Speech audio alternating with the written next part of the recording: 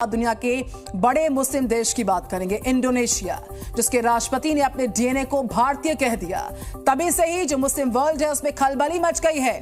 लेकिन अब पाकिस्तान में भी सनातन का ध्वज लहराने लग गया।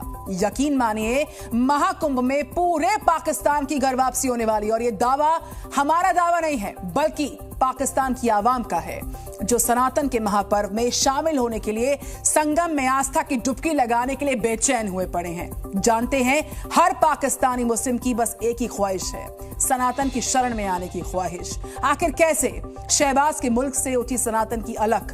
क्यों पाकिस्तानी मुसलमान योगी की रट लगाए बैठे हैं? पूरी खबर विस्तार से इस रिपोर्ट में। अब तक हिंदुस्तान के मुसलमानों को आपने घर वापसी करते देखा।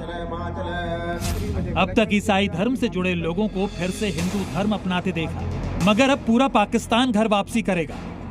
पाकिस्तान के मौलवी, मौलाना या फिर आम मुसलमान ही नहीं, बल्कि पाकिस्तान में मौजूद तमाम जमातें भी सनातन की शरण में आएगी। धर्म तो दुनिया में एक ही है, वह है सनातन धर्म।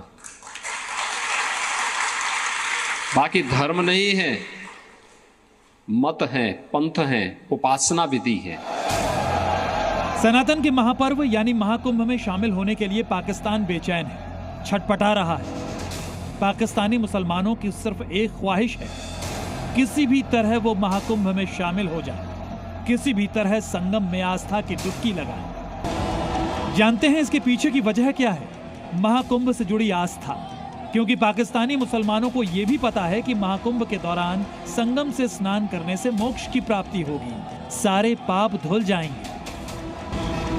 तो क्या मोक्ष और अमृतत्व की प्राप्ति के लिए पाकिस्तानी मुसलमान हिंदू बनेंगे?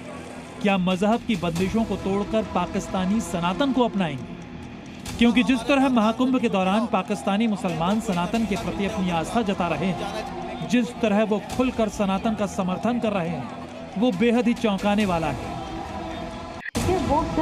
एक मुस्लिम महिला का बयान कट्टरपंथियों को नश्तर की तरह चुप सकता है।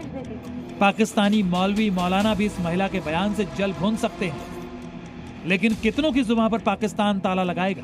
सच तो सामने आकर रहेगा, वो ये कि सनातन ही सत्य है, सनातन का स्वरूप विराट है।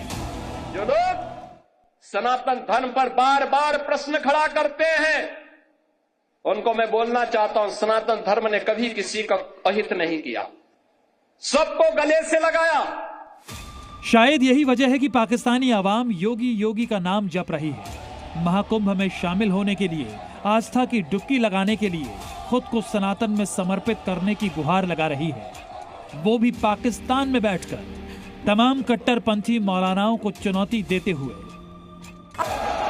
बेशक आज हर पाकिस्तानी मुसलमान महाकुंभ से महरूम है, वो चाहकर भी महाकुंभ में शामिल नहीं हो सकता, सनातन के विराट स्वरूप को देख नहीं सकता।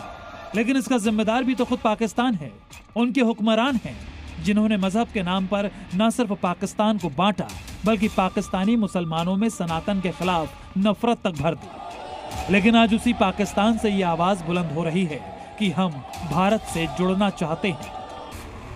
आपको बता दें कि हाल ही में इंडोनेशिया के राष्ट्रपति गणतंत्र दिवस के मौके पर भारत आए थे, मुख्य अतिथि के तौर पर। इंडोनेशियाई प्रेसिडेंट ने खुलेआम ये कबूल किया कि उनके डीएनए में भारत है।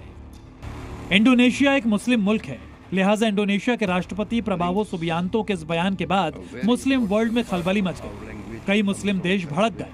पाकिस्तान ने भी इस बयान पर आपत्ति जताई। लेकिन जानते हैं, जब पाकिस्तानियों से इस बारे में सवाल पूछा गया तो उन्होंने पाकिस्तान की कट्टरपंथी ब्रिगेड को आईना दिखा दिया। सुना आपने, पाकिस्तानियों के डीएनए में हिंदुइज्म है, और यही हिंदुइज्म पाकिस्तानी मुसलमानों को धीरे धीरे सनातन की तरफ खींच रहा है। हर पाकिस्तानी सनातन की शरण में आना चाहता है, सनातन को अपनाना चाहता है, वो भी जबरन या फिर लालच के जरिए नहीं, बल्कि अपनी मर्जी से। यकीनन महाकुंभ से बड़ा कोई आयोजन नहीं होता, क्योंकि संगम की रेती पर धर्म, आस्था और एकता का भी समागम होता है। और इसके पीछे की वजह है सनातन धर्म, जिसकी गूंज अब मुस्लिम देश पाकिस्तान में भी सुनाई दे रही है। Bureau report.